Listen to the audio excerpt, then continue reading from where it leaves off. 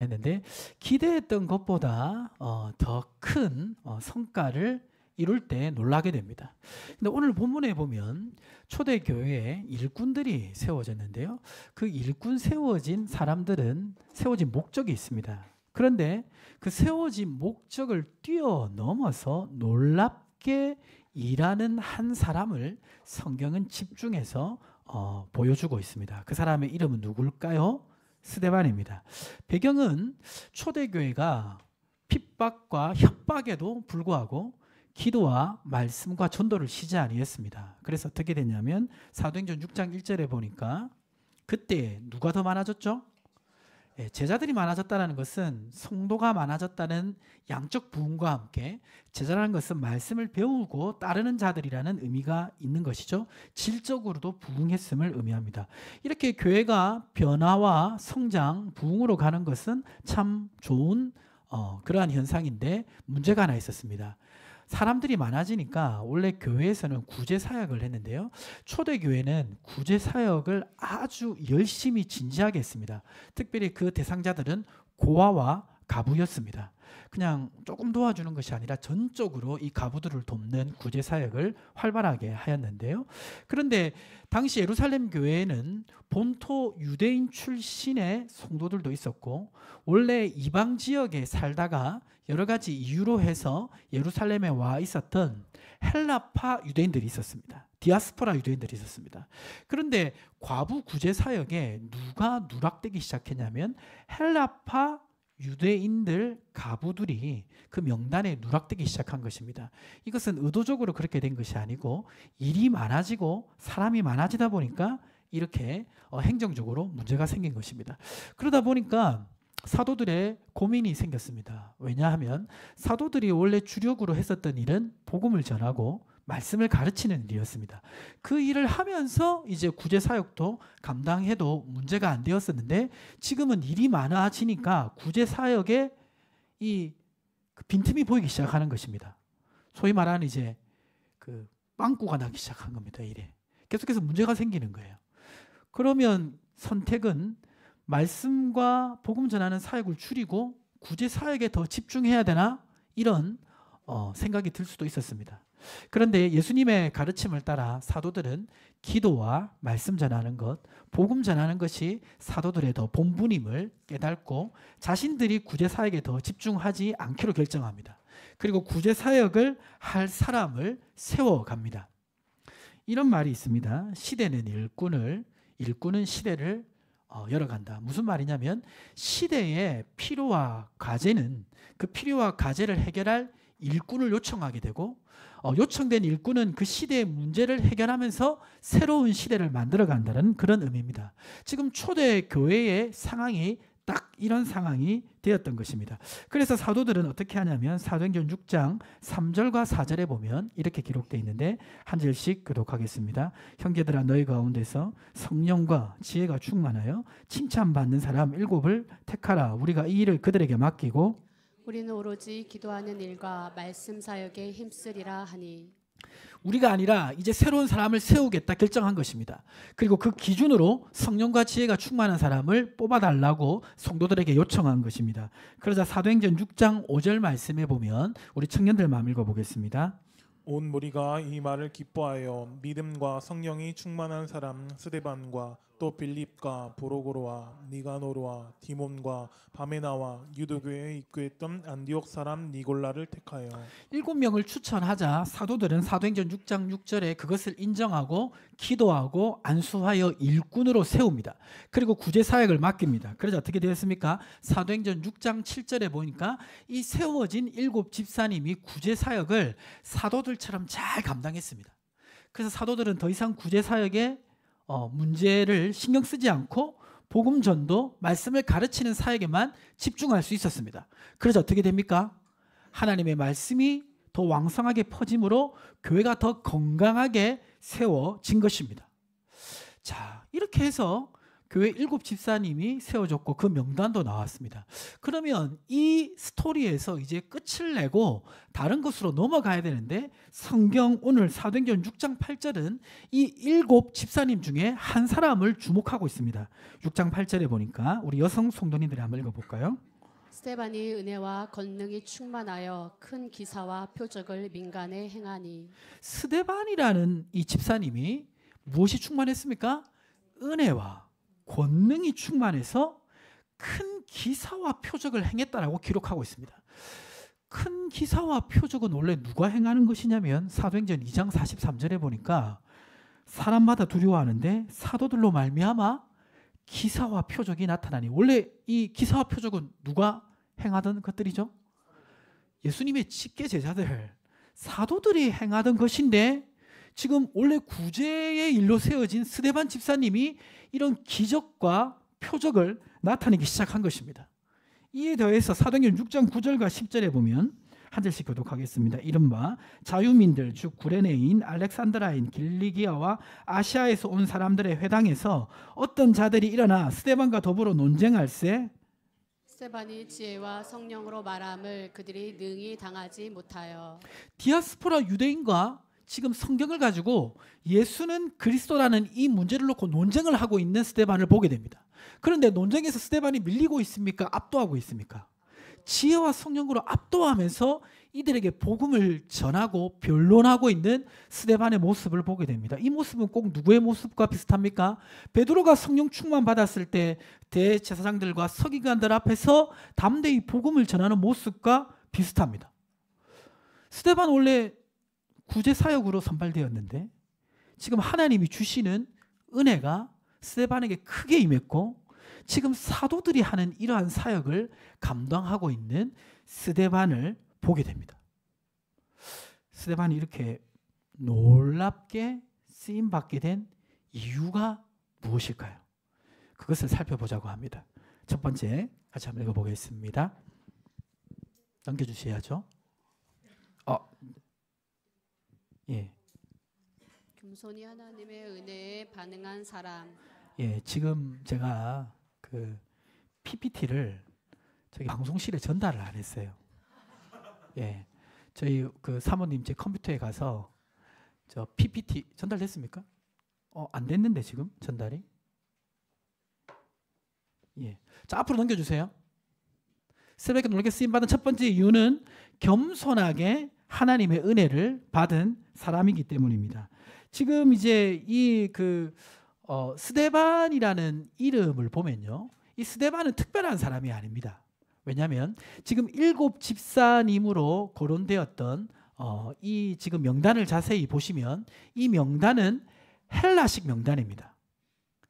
그 말은 무슨 말이냐면 이 스데반이 본토 유대인이 아니라 헬라파 유대인이었다는 것입니다. 헬라파 유대인이었다는 것은 원래 처음 예수님이 그 나사렛에서 사역을 시작할 때 제자들이 있었고 그리고 예수님을 직접 보고 경험하면서 은혜를 받았던 사람들이 아니라 오순절 이후에 교회가 처음 세워지면서 하나님의 은혜를 받은 사람이라는 것입니다. 그러니까 이 스데반이 먼저 된 자입니까? 나중된 자입니까? 나중된 자입니다. 여기 오늘 우리 성도님들 중에서도 어릴 때부터 교회를 다니시고 그리고 기독교 가정에서 자라셔서 먼저 되신 분이 있고 저처럼 뒤에 교회 오셔가지고 뒤에 자들도 있을 텐데 이 스데반은 뒤에 이렇게 예수님을 믿게 된 후발주자였던 것입니다. 자, 그런데 지금 사도행전 6장 8절에 보시면 자, 스데반이 무엇과 무엇이 충만하다라고 기록되어 있습니까? 예, 은혜와 권능이 충만하다라고 그렇게 말씀하고 있습니다. 자, 그러면 이제 여기서 우리가 생각해 볼 것은 무엇이냐면 스데반을 하나님이 특별하게 사랑하셔서 스데반에게 은혜와 권능을 부어주신 것입니까? 그러니까 이제 우리가 신앙생활 하다 보면 그런 마음 들 때 있지 않습니까? 내가 받는 은혜보다 옆에 김 집사님이 받는 은혜가 큰 것 같고, 그렇죠? 하나님이 나를 사랑하기는 하지만 나보다는 걔를 더 사랑하는 것 같다. 이런 마음 가지신 적 없으세요? 예, 저는 있습니다. 저 청년 때 제가 신앙생활 하다 보니까 저희 친구 중에 동기 중에 그 장로님 아들이 있었거든요. 이름도 제가 기억합니다. 박바울이라고. 집안 기독교 집안이고 하나님 은혜가 항상 넘치고 항상 이렇게 부족함이 없고 걔를 바라보면 나보다 하나님이 더 은혜를 많이 주신다 이렇게 이제 생각했던 적이 있습니다. 자, 그러면 지금 하나님의 은혜와 권능이 지금 스데반에게 충만하다라고 지금 기록하고 있는데 하나님의 은혜가 다른 사람에게는 안 부어지고 스데반에게만 더 부어진 것입니까? 아니면 하나님의 은혜는 모든 사람에게 부어졌는데 그것을 스데반이 받아들인 것입니까? 예, 여기에 대한 말씀이 디모데전서 1장 14절 말씀. 자, 같이 한번 읽어보겠습니다. 우리 주의 은혜가 그리스도 예수 안에 있는 믿음과 사랑과 함께 넘치도록 풍성하였도다. 자, 여기 보니까 우리 주의 은혜가 어떻게 하였다? 넘치도록 풍성하였다. 근데 그 다음 말씀이 중요합니다. 디모데전서 1장 15절에 보니까 우리 주의 은혜가 넘치도록 풍성했는데 이 말씀을 누가 받을 수 있습니까? 모든 사람이 받을 수 있다는 것입니다. 그러니까 하나님의 은혜가 이제 우리 백종찬 형제에게는 2배를 주고 우리 김태롱 집사님에게는 하나만 주는 게 아니라 똑같이 두 분 다에게 2개를 준다는 거죠. 예. 근데 문제는 내가 2개를 받아들이느냐 하나를 받아들이느냐의 차이가 있다는 것입니다. 성경에 보면 하나님의 은혜가 모든 사람에게 미치는 것을 볼 수가 있습니다. 구약에 보면 당시 이스라엘과 아람은 전쟁 중에 있었습니다. 그런데 이스라엘의 대적이라고 할 수 있는 아람의 군대 장관이었던 나아만이 문둥병을 낫고 그리고 여호와 하나님을 믿게 되는 은혜가 임한 것을 우리는 보게 됩니다.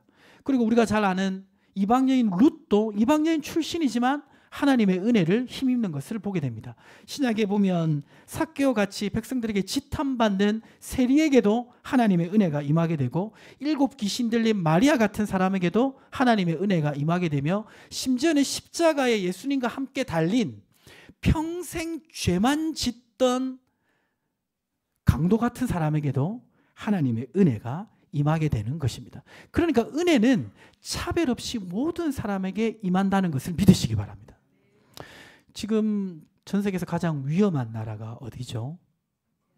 북한이고 또 한참 지금 미사일 쏘고 있는 나라 어디입니까? 지금 이스라엘이 이란에 미사일 쏘았죠. 그렇죠? 이란 지금 이 세계에서 가장 위험한 나라인데 이란이 지금 전 세계에서 기독교가 가장 부흥하고 있는 나라입니다.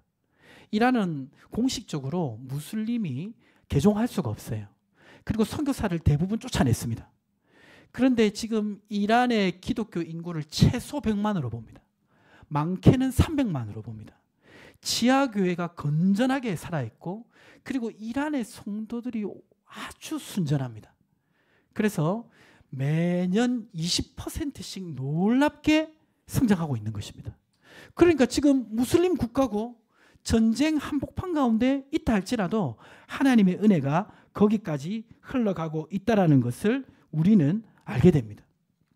하나님의 은혜는 제한 없이 넘치도록 부어진다는 것을 믿으시기 바랍니다. 사도행전 6장 15절에 보면 스데반이 은혜 받은 모습이 나와 있는데 6장 15절 말씀 같이 한번 읽어볼까요? 공회 중에 앉은 사람들이 다 스데반을 주목하여 보니 그 얼굴이 천사의 얼굴과 같더라. 스데반의 얼굴이 천사의 얼굴 같았다라고 말하고 있습니다. 천사의 얼굴 같다라는 것은 태어날 때부터 얼굴이 천사처럼 생겼다가 아니라 하나님의 은혜가 가득하게 스데반에게 임한 것을 알 수가 있는 것입니다. 요한복음 1장 16절에는 이렇게 기록하고 있는데요. 자, 같이 한번 읽어볼까요? 우리가 다 그의 충만한 데서 받으니 은혜 위에 은혜로라. 요한복음 7장 38절도 한번 읽어볼까요?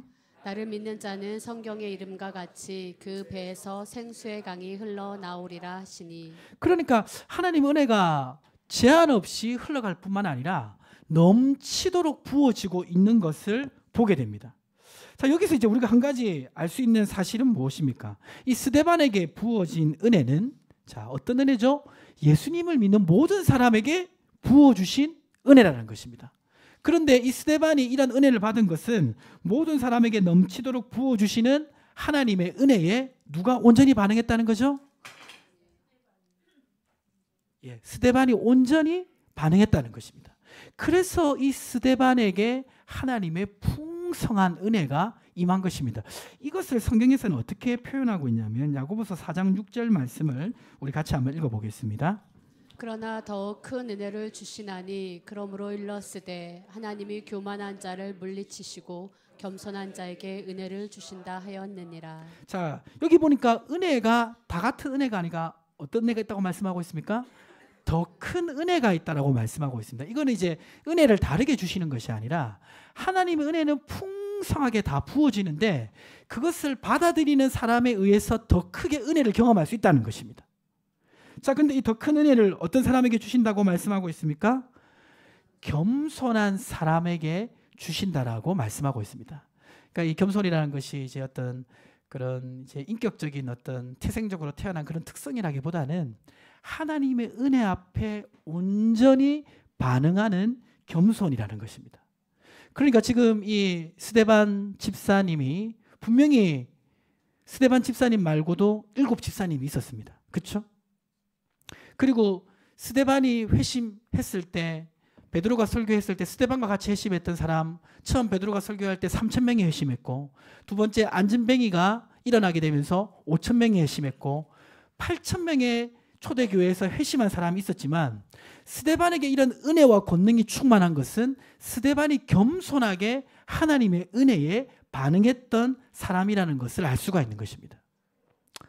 우리 성도님들에게도 하나님의 넘치는 은혜가 부어지고 있다는 것을 믿으시기 바랍니다. 비가 하늘에서 내려지면 모든 땅을 적시듯이 하나님의 은혜는 지금도 넘치도록 여러분 한 분 한 분에게 부어주십니다. 내가 겸손하게 그 은혜를 받아들일 때 하나님은 더 큰 은혜를 주시는 줄 믿으시기 바랍니다. 두 번째로 이제 스데반이 이렇게 놀랍게 쓰임받은 이유는 뭐냐면 그 종이를 보시면 좋을 것 같아요. 지금 PPT가 지금 제가 바뀐 게 간 것 같은데 스데반이 두 번째 이렇게 놀랍게 쓰임받은 이유는 자 같이 한번 읽어볼까요? 읽겠습니다. 믿음으로 하나님을 신뢰한 사람. 예, 믿음으로 누구를 신뢰했다? 하나님을 신뢰했다라는 것을 알 수가 있습니다. 어떻게 알 수 있냐면 사도행전 6장 5절 말씀에 보면 사도행전 6장 5절 말씀 자 같이 한번 읽어볼까요? 온 무리가 이 말을 기뻐하여 믿음과 성령이 충만한 사람 스데반과 또 빌립과 브로고로와 니가노르와 디몬과 바메나와 유대교에 입교했던 안디옥 사람 니골라를 택하여. 자 여기 보니까 스데반에 대해서 설명하는 내용이 많지는 않지만 스데반이 어떤 사람이었다고 말하고 있습니까? 믿음과 성령이 충만한 사람이었다라고 말하고 있습니다. 믿음과 성령이 충만했다는 것은 무엇이죠? 하나님의 말씀을 전적으로 신뢰하는 태도를 바로 이 스데반이 가지고 있었다는 것입니다. 자, 근데 하나님의 말씀을 전적으로 신뢰할 때 어떤 은혜를 주시냐면 디모데전서 1장 14절 말씀 다시 한번 보시면 여기 보시면 아까 우리가 읽었죠? 우리 주의 은혜가 넘치도록 풍성하다고 말씀드렸죠. 모든 사람에게 주시는 우리 주님의 은혜가 넘치도록 풍성합니다. 자, 근데 그 중간에 무엇과 함께 넘치도록 풍성하다? 자, 그러면 제가 질문해 볼게요. 은혜를 주시는 분은 하나님이시죠? 넘치도록 주시는 분은?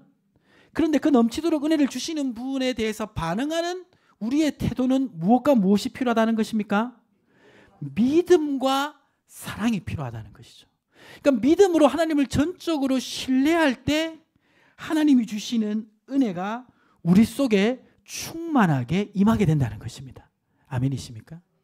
그러니까 지금 7 집사님들이 다 기록되어 있는데 스데반만 탁 찍어서 은혜와 권능이 충만하다라고 얘기하고 있고 믿음과 성령이 충만하다라고 얘기하고 있습니다.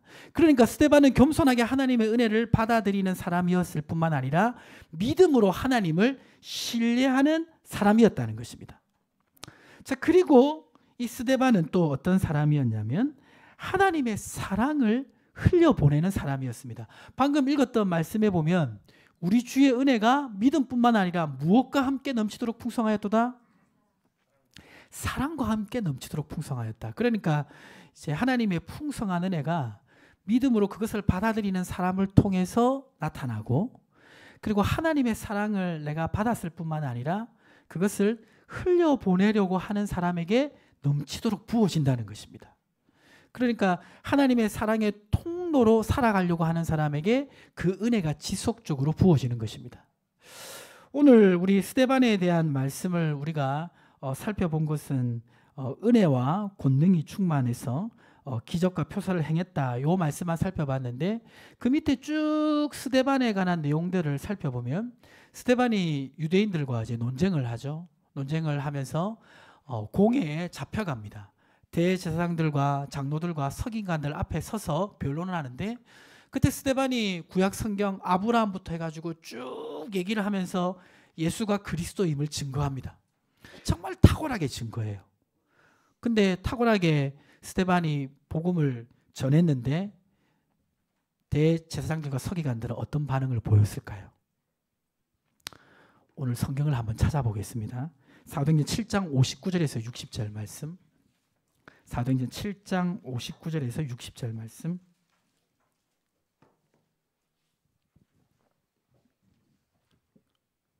(7장 59절에서 60절) 말씀을 한 절씩 교독하겠습니다. 그들이 돌로 스데반을 치니 스데반이 부르짖어 이르되 주 예수여 내 영혼을 받으시옵소서 하고 무릎을 꿇고 크게 불러 이르되 주여 이 죄인을 그에게 돌리지 마옵소서 이 말을 하고 자니라. 스데반은 정말 아브라함 때부터 해가지고 다윗을 지나서 하나님의 말씀을 탁월하게 증거했습니다. 예수가 그리스도가 된다는 것을 대제사장들과 서기관들 앞에 증거했습니다. 근데 그들의 반응은 뭐였습니까? 무엇으로 스데반을 쳤죠? 그 은혜로운 말씀을 믿음으로 받아들이는 것이 아니라 돌로 쳤습니다. 돌로 쳤다는 것은 맞은 사람은 돌에 맞았다는 거죠. 그렇죠? 돌에 맞아 보신 적 있으십니까? 예. 근데 지금 돌에 그냥 맞아서 다쳤다가 아니라 돌에 맞아 스데반이 죽어가는 상황입니다. 자, 근데 그 죽어가는 상황에 스데반이 뭐라고 기도합니까? 무릎을 꿇고 크게 불러 이르되 주여 이 죄를 그들에게 돌리지 마옵소서. 저 같으면 누가 저한테 돌을 던져가지고 제가 막 얼굴이 깨지고 피가 나고 죽어가면서 기도를 한다면 주님 저들을 절대 용서하지 마시옵소서. 이렇게 기도할 것 같은데 스데반은 지금 죽어가면서 저들의 죄를 돌리지 마옵소서라고 하는 것은 그 동족을 향한 뜨거운 사랑이 있었다라는 것을 알 수가 있습니다. 자, 그래서 스데반의 이 지금 삶을 성경 구절과 비교해 보면 결국 이런 결론이 나옵니다. 어떤 결론이 나오냐면 겸손한 마음으로 주님을 높이고 같이 읽어볼까요? 마음으로 주님을 높이고 믿음으로 하나님을 신뢰하고 그 사랑을 흘려 보내려는 자에게 넘치도록 부어 주십니다. 예, 그러니까 이제 이런 결론이 나오죠. 은혜가 하나님 앞에서 풍성하게 나오는데 더 큰 은혜를 받는 사람은 지금 스데반과 성경 구절을 살펴보니까 겸손한 마음으로 주님을 높이고 믿음으로 하나님을 신뢰하고 그 사랑을 흘려보내려고 하는 자에게 넘치도록 하나님께서 은혜를 부어주시는 줄 믿으시기 바랍니다. 그러니까 어떤 특별한 신분이 좋아서 어떤 외적 조건이 좋아서 이런 은혜가 부어지는 것이 아니라 누구든지 겸손한 마음으로 주님을 높이고 믿음으로 하나님을 신뢰하고 그 사랑을 흘려보내려고 하는 자에게 하나님이 넘치도록 은혜를 부어주시는 줄 믿으시기 바랍니다. 자, 그런데 오늘 이 스데반에 대한 기록을 자세히 살펴보시면 6장 8절에 이 은혜는 은혜로 끝나지 않고 그 다음에 놀라운 역사로 이어집니다. 6장 8절에 보니까 은혜와 권능이 충만하여 그 다음 어떻게 됩니까?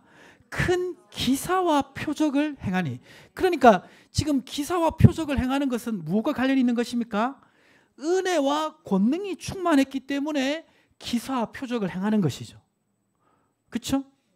자, 그리고 기사와 표적을 행하는 것은 은혜와 권능과 관련되어 있다면 그럼 이 은혜와 권능은 어떻게 관련이 있을까요? 예. 말씀드리면 은혜를 받는 사람에게 권능이 나타납니다. 은혜를 충만하게 받는 사람에게 권능이 나타납니다. 자, 그것을 이제 알 수 있는 그 성경을 좀 찾아보기를 원하는데 그 성경에 보면 예수님이 이제 여러 사람을 만나서 병든 자를 치료해주고 놀라운 사역을 일으키십니다. 그런데 어느 날 예수님을 놀라게 한 사람이 나옵니다. 그 사람은 누구냐면 로마의 백부장입니다. 그러니까 로마의 백부장은 이제 로마에서 파견돼 있는 군인인데 이 로마의 백부장의 집에 종이 병들었습니다. 사실 이제 이 종이라는 존재가 그때 당시 기준으로 보면 뭐 물건과 같이 그런 취급되는 시대였습니다. 그런데 이 백부장은 자기의 종을 사랑했어요. 그래서 그 종의 병을 고쳐주기 위해서 병을 치료해 주시는 예수 그리스도, 나사렛 예수에 대한 소문을 듣고 찾아갑니다. 찾아가서 이 예수님에게 병을 치료해 줄 것을 요청합니다. 자, 그러자 예수님께서 뭐라고 말씀하시냐면 내가 백부장 당신의 집에 가서 그 종을 치료해 주겠다고 약속합니다. 자, 근데 그때 백부장이 뭐라고 예수님께 얘기하냐면 마태복음 8장 8절 말씀 보시면 같이 한번 읽어보겠습니다. 백부장이 대답하여 이르되 주여 내 집에 들어오심을 나는 감당하지 못하겠사오니 다만 말씀으로만 하옵소서. 그러면 내 하인이 낫겠삼나이다. 자, 지금 보니까 백부장 어떻게 얘기하고 있습니까? 오시지 마시고 말씀으로만 하옵소서. 자, 이렇게 얘기하는 이유가 뭡니까? 첫 번째는 여기 보시면 8장 8절에 주여 누구 집에 들어오심을 감당치 못한다? 내 집에 들어오심을 감당치 못한다. 나는 로마의 이방인이고 당신은 하나님의 아들이신데 주님이 우리 집에 오는 것이 나는 감당이 안 됩니다. 하나님 앞에 철저히 겸손한 이 백부장의 모습을 볼 수가 있습니다. 그렇죠? 자, 그리고 또 어떻게 반응합니까? 오셔가지고 치료하실 필요 없이 당신은 하나님의 아들이니까 거기서 말만 하십시오. 그러면 치료가 될 것입니다. 하나님의 말씀을 전적으로 신뢰하고 있습니다. 그렇죠? 자, 그리고 이 백부장 누구를 사랑하고 있습니까? 종을 사랑하고 있습니다. 백부장 그는 겸손하게 주님을 대하고 있고 그는 하나님을 전적으로 신뢰하고 있고 그는 자신의 종을 사랑하고 있습니다. 그렇죠? 이 조건은 아까 스데반이 하나님의 은혜를 풍성하게 받은 조건이죠. 그렇죠? 자, 그런데 어떻게 되었습니까? 마태복음 8장 13절에 보면 같이 한번 읽어보겠습니다. 예수께서 백부장에게 이르시되 가라 내 믿음대로 될지어다 하시니 그 즉시 하인이 나으니라. 그 즉시 하인이 어떻게 됐습니까? 나았습니다. 그 앞에는 예수님이 직접 가셔서 고쳐주셨는데 지금은 그 즉시 이 공간이 떨어져 있는데 낫게 된 것입니다. 자, 여기서 알 수 있는 것은 무엇입니까? 겸손하게 주님을 높이고 자신을 낮추고 그리고 믿음으로 하나님의 말씀을 전적으로 받아들이고 그리고 하나님의 사랑을 흘려보내려고 하는 태도를 가질 때 하나님이 넘치는 은혜만을 부어주시는 것이 아니라 그 사람을 놀랍게 사용하시는 것을 보게 됩니다. 권능이 그 사람을 통해 나타나는 것을 보게 됩니다. 이 백부장을 예수님은 이렇게 여기십니다. 마태복음 8장 10절에 보시면 자, 우리 청년들만 한번 읽어볼까요?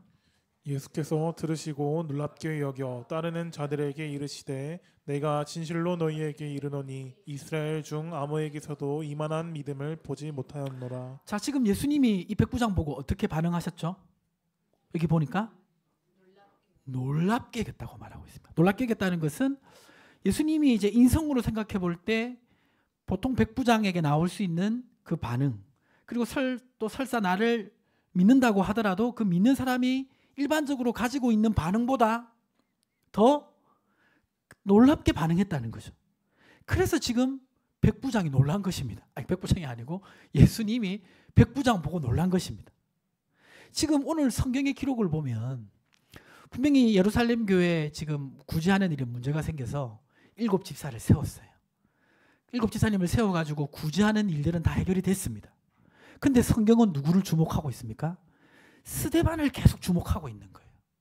구제하는 일로 세워진 7 집사 중에 이 스데반이라는 사람은 겸손하게 또 믿음으로 또 하나님의 사랑을 흘려보내려고 할 때에 이 스데반에게 하나님이 너무나 큰 은혜를 부어주고 계신 것입니다. 그리고 그 은혜는 은혜로 끝나는 것이 아니라 권능으로 나타나서 이 스데반을 사용하시는 것으로 이어지는 것을 보게 됩니다. 그러니까 이제 우리가 기대해야 될 것은 무엇입니까? 오늘 우리는 어떻게 보면 다 우리의 삶의 자리가 있고 평범한 삶을 살아갑니다. 근데 나는 평범한 삶을 살아가지만 나를 향한 하나님의 은혜는 언제나 크고 넓고 풍성하다는 것입니다. 아멘이십니까? 그것을 경험하는 사람은 특별한 어떤 위치에 있는 사람, 어떤 배경이 있는 사람이 아니라 겸손하게 하나님의 말씀을 믿고 그 사랑을 흘려보내려고 하는 사람에게 하나님이 그런 넘치는 은혜를 부어주시는 줄 믿으시기 바랍니다. 그리고 그 은혜가 권능으로 나타나게 되는 것입니다. 그때 누가 놀라겠습니까? 먼저는 제가 놀라겠죠. 아니, 저 김 집사님이 저런 은혜를 경험하면서 이런 삶을 살다니, 먼저는 저도 놀래고, 그리고 저보다 더 먼저 우리 주님이 놀랍게 귀하게 여기실 줄 믿습니다. 우리 한국 교회사를 이렇게 공부해 보면요, 원래 그 사람에게 기대했을 법한 그 기대를 뛰어넘도록 하나님이 은혜를 주시고 사용하시는 사람들이 많이 있습니다. 그 중에 한 분을 제가 마지막으로 말씀드리고 싶은데, 이분이 누구냐면 이제 이자익 목사님이란 분인데요. 이자익 목사님은 이제 어떤 분이냐면 우리나라 교회 중에 굉장히 특이한 교회가 하나 있습니다. 그 교회가 어느 교회냐면 금산교회라는 교회인데, 제가 옛날에도 소개시켜 드렸는지 모르겠는데 교회 예배당이 기역자로 돼 있어요. 기역자로. 그러니까 강대상을 중심으로 이렇게 통로가 돼 있고 이렇게 통로가 돼 있고 중간에는 못 앉습니다. 이렇게 하면 앉는 거예요. 예. 왜 그렇게 했냐면 여기는 남자분들이 예배드리고 저기는 여자분들이 예배드리는, 옛날에 이제 처음 조선 시대에서 이제 근대화되는 그 과정에 세워졌던 교회입니다. 근데 이제 그 교회에 이제 장로님이 한 분 계셨는데 그분이 조덕삼 장로님이란 분입니다. 근데 이 조덕삼 장로님은 집에 하인이 한 명 있었는데 그 하인이 바로 이자익이라는 사람입니다. 근데 이자익은 원래 고아로 태어났다가 7살 때 고아가 됐다가 이 조덕삼 장로님 집에 마부로 들어와서 머슴으로 살던 사람입니다. 근데 이제 원래 조덕삼 장로님은 장로님 되기 전에 그 어떤 선교사님에게 전도를 받아서 이 금산교회를 세우게 되는데, 이 조덕삼 장로님은 이제 예수님 믿는 믿음을 가지기 전에 그 지역에서 가장 유력한 지주였습니다. 돈이 굉장히 많았어요. 그래서 이제 교회를 세우고 그곳에서 신앙생활을 하게 된 겁니다. 근데 주인인 조덕삼 장로님이 신앙생활을 하게 되니까 마부였던 이자익도 같이 신앙생활을 하게 되었습니다. 자, 하게 되고 이제 시간이 지나다 보니까 이제 교회에서 일꾼을 뽑다가 임직을 했는데 이제 두 분 다 이제 집사님이 되신 거죠. 조덕삼 장로님 되기 전에 이제 집사님 되시고, 이자익 이분도 이제 오늘 우리 표현으로 말하면 집사님이 된 겁니다. 자, 근데 거기까지는 문제가 없었는데 언제 문제가 생기냐면 교회에서 장로님을 세우는 투표를 한 거예요. 그러면 당연히 누가 돼야 됩니까? 조덕삼 집사님이 돼야 되지 않습니까? 교회를 굉장히 후원도 많이 하고 신앙도 훌륭하고 교회를 세웠고 하는데, 조덕삼 장로님이 되신 게 아니라 조덕삼 장로님 집의 마부인 이자익 집사님이 장로님이 되신 거예요. 그래서 어떤 일이 벌어졌냐면 교회에 가면 이자익 집사님이 장로님이시고 조덕삼 장로님이 집사님이고, 집에 가면 이자익 장로님이 마부인 거예요. 자, 근데 이런 상황이었음에도 불구하고 이제 이 조덕삼 장로님도 나중에 장로님이 되셨는데, 장로님이 되시고 나서 이 이자익 장로님을 보니까 너무나 이제 인격도 훌륭하고 그리고 지성도 뛰어나서 신학 공부를 시킵니다. 그래서 목회자로 만들어서 금산교회 목회자로 청빙을 해요. 마부에서 그리스도인이 된 것도 은혜고 또 장로님 된 것도 은혜지만 목회자가 된 것입니다. 모든 사람이 예상하지 못했던 은혜를 이 이자익 목사님 받은 거죠. 근데 그 이후의 행보가 더 놀랍습니다. 이 조덕삼 장로님이 소천하고 나서 이 이자익 목사님은 목회를 하셨는데 훌륭한 인품과 여러 가지 뛰어난 능력이 있음에도 불구하고 농촌과 어려운 지역에서 교회 개척을 계속하셨어요. 그래서 20개 이상의 교회를 개척했습니다. 큰 교회에서 이제 청빙도 왔는데도 거절하고 그 사역을 계속했습니다. 그리고 이제 당시 이제 우리 한국 교회 상황이 어땠냐면 일제 강점기를 지나서 교회가 굉장히 혼란스러웠습니다. 신사삼배 문제로 갈등도 있었고 여러 가지 어지러운 상황에 이 어려운 이 한국 교회 전체를 해결할 그런 인물이 필요했어요. 그래서 총회장 선거를 하는데 보통 총회장 선거를 하면 큰 교회 유력한 사람이 목사님이 이제 총회장으로 당선이 되는데 이 이자익 목사님이 3번이나 총회장에 당선됐습니다. 왜 총회장에 당선됐냐면 이분이 아주 뛰어난 행정적인 능력이 있었어요.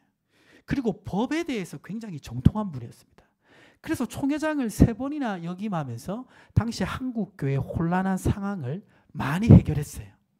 그리고 그때 이 이자익 목사님이 세운 이 교회법이 오늘날까지 그것을 기준으로 지금 이어지고 있습니다. 그리고 그때 이 이자익 목사님을 눈여겨본 사람이 있는데 이분이 누구냐면 함태영이라는 우리나라 초대 부통령입니다. 그래서 이 이자익 목사님에게 장관직을 제의를 했는데 이자익 목사님 장관직을 거절하시고 대전 신학교에서 신학교를 세우고 이 후학들을 양성하는 사역을 하였습니다. 자, 이자익 목사님의 인생을 이렇게 생각을 해보면 우리가 그분이 가지고 있는 배경이나 삶을 생각할 때 기대되는 삶이 있습니다. 그렇죠? 근데 그 기대되는 삶 이상의 하나님의 은혜를 경험하고 그 은혜를 경험한 것을 하나님의 능력으로 흘려보내는 삶을 살고 있는 것을 보게 됩니다. 오늘 설교 제목이 뭐죠? 놀랍게 사용하시는 일꾼 스데반처럼 주님을 놀라게 하는, 어떻게 보면 백부장이 예수님을 놀라게 한 것처럼 그 기대와 생각을 뛰어넘도록 쓰임받는 그런 은혜를 하나님이 주시는 것입니다. 이것이 어떤 특별한 사람에게만 주어지는 것이 아니라 우리의 삶 속에서도 이러한 은혜를 주님 주시기를 기뻐하시는 줄 믿습니다. 그래서 놀랍게 하나님께 사용당하시는 삶이 되시기를 축복합니다. 하나님 아버지, 오늘 초대교회에 구제하는 문제를 해결하기 위해 세워진 7 집사님 중에 스데반 집사님을 성경은 주목하여 보고 있는 것을 살펴보았습니다. 하나님께서 이 스데반 집사님에게 놀라운 은혜를 부어주시고 사용하시는 것을 보게 됩니다. 오늘 우리가 살아가는 삶 속에서도 우리도 너무나 평범한 삶을 살아가지만 겸손하게 나보다 주님을 높이고 그리고 믿음으로 하나님의 말씀을 신뢰하고 하나님의 사랑을 흘려보내려는 그런 태도를 가지게 하여 주시옵소서. 그래서 넘치는 하나님의 은혜가 나에게 와서 작아지거나 사라지는 것이 아니라 그 은혜가 나에게 그대로 부어지게 하여 주시옵소서. 하나님, 그 충만한 은혜가 나의 삶 속에 권능으로 나타나게 하시고 하나님의 역사를 이루게 하여 주시옵소서. 그래서 오늘 성경이 스데반을 주목하고 예수님이 백부장에게 놀랍게 여긴 것처럼 나의 삶에 놀랍게 나를 사용하시는 하나님의 은혜가 임하게 하여 주시옵소서. 감사하며 예수님의 이름으로 축복하며 기도하옵나이다. 아멘.